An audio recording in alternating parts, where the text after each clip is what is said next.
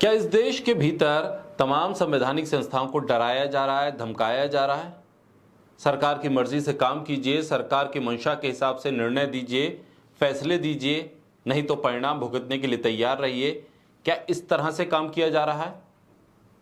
Media अपना काम नहीं कर रहा है, ये तो जग जाहिर है। मीडिया सरकार के पक्ष में है और सरकार के पक्ष में रहते हुए ही काम कर रहा है, इसमें कोई संदेह नहीं।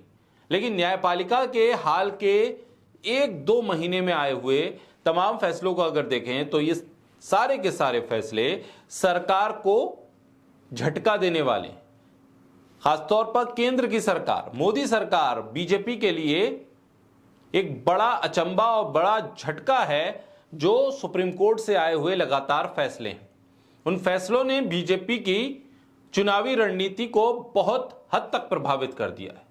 बीजेपी और प्रधानमंत्री की छवि और उस आवरण को तोड़ दिया है जिसपे भ्रष्टाचार की जगह नहीं हुआ करती थी, जिसपे तमाम संवैधानिक काम करने वाली सरकार, मजबूत सरकार के तौर पर जिसे देखा जाता था। सुप्रीम कोर्ट के फैसलों के बाद उसी सरकार पर संदेह गहरा गया है और यह मैसेज जनता के भीतर तक पहुंच गया है।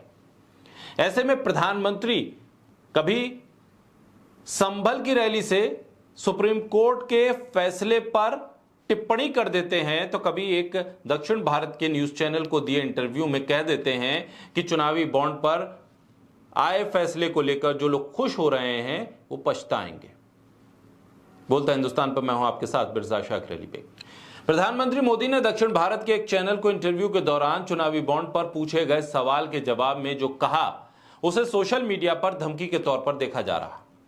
जब प्रधानमंत्री से पूछा गया कि चुनावी बॉन्ड पर सुप्रीम कोर्ट के फैसले से आपको क्या झटका लगा है, तो प्रधानमंत्री मोदी ने कहा कि जो लोग इस फैसले पर खुश हैं, नाच रहे हैं, वो पछताएंगे।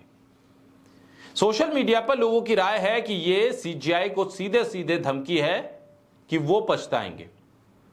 वैसे हाल ही में 600 वकीलों के एक खत पर प्रधानमंत्री मोदी ने ट्वीट किया और उस ट्वीट को प्रधानमंत्री ने रीट्वीट करते हुए जिस तरह से जिन शब्दों का इस्तेमाल किया है, उसे भी सीजीआई को धमकाने के तौर पर देखा गया। अभी हाल ही में जम्मू कश्मीर के पूर्व मुख्यमंत्री और नेशनल कॉन्फ्रेंस के अध्यक्ष फारूक अब्दुल्ला ने भी दिल्ली की जनसभा में जिन बातों का जिक्र किया और साफ तौर पे कहा कि सुप्रीम कोर्ट के चीफ जस्टिस को धमकाया जा रहा है। उन्होंने दावा किया कि सीजीआई को भी धमकियां दी जा रही हैं और उन पर दबाव बनाया जा रहा है। पिछले महीने से ही भारतीय स्टेट बैंक इस इलेक्टोरल बॉन्ड के लिए टाल रहा था, तमाम चीजों को पूरा प्रयास कर रहा था कि किसी भी तरीके से चुनावी बॉन्ड से संबंधित डेटा जारी करने का समय 30 जून 2024 तक टल जाए। लोकसभा चुनाव के काफी बाद तक यह स्थिति बनी रहे। यह मोदी सरकार के इशारे पर किया जा रहा था। इस बात का जिक्र बार बार विपक्ष कर रहा था। सुप्रीम कोर्ट के बार बार हस्तक्षेप और तल्ख टिप्पणी के बाद एसबीआई को आखिरकार 21 मार्च 2024 को इलेक्टोरल बॉन्ड का डेटा जारी करना पड़ा। राजनीतिक दलों के साथ चंदा देने वालों का मिलान करने में जिस तरह से कोर्ट की 3 लाइंस और 15 सेकंड से भी कम समय लगते हैं, ऐसे में एसबीआई का दावा था कि इसे करने में बहुत वक्त लगेगा। इसमें एसबीआई का यह दावा बेहद हास्यास्पद साबित हुआ कि सुप्रीम कोर्ट द्वारा मांगा गया डेटा उपलब्ध कराने में उसे कई महीने लगेंगे। मोदी सरकार ने पूरी व्यवस्था की थी कि इलेक्टोरल बॉन्ड किसने किसको दिया, यह रहस्य बना रहे। यानी जो पैसा लिया गया है, जो पैसा दिया गया है, उसके ना देने वाले का पता हो ना लेने वाले का। अगर प्रधानमंत्री मोदी रुपया ढूंढने के लिए इलेक्टोरल बॉन्ड लाए थे तो सुप्रीम कोर्ट ने क्या किया?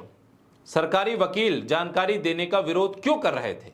एसबीआई कोर्ट क्यों नहीं दे रही थी? सच तो यह है कि आप जनता से यह जानकारी छिपाना चाहते थे। राजनीतिक दलों को धन कहां से आया है और उसका इस्तेमाल कैसे किया जा रहा है, सुप्रीम कोर्ट नहीं होता तो यह देश को कभी पता नहीं चलता। ऐसे में यह एक बहुत बड़ा भ्रष्टाचार, एक बहुत बड़ा स्कैम है जिसका जिक्र खुद निर्मला सीतारमण के पति ने किया है। ऐसे में प्रधानमंत्री के इंटरव्यू में यह बात कि लोग पछताएंगे जो नाच रहे हैं चुनावी बॉन्ड के फैसले पर, यह सीधे तौर पर धमकी के तौर पर देखा जा रहा है।